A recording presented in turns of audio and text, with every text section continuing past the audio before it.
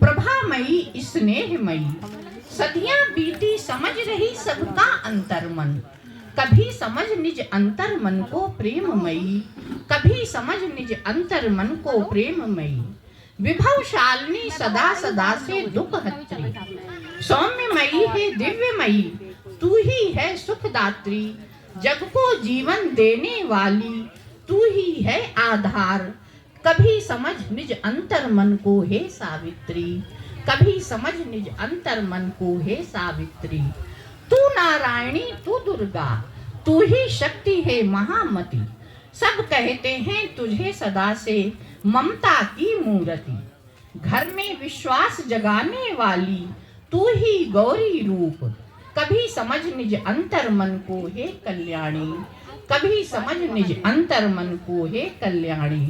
परिवार समाज राष्ट्र हित तू मर मिटने वाली, भावना संवेदना बीच बह निरंतर जीने वाली। रह मौन सदा ही, रहकर मौन सदा ही सब कुछ सहने वाली। कभी समझ निज अंतर मन को हे जननी, तेरी आस्था की डोर बंधी घर की खुशहाली।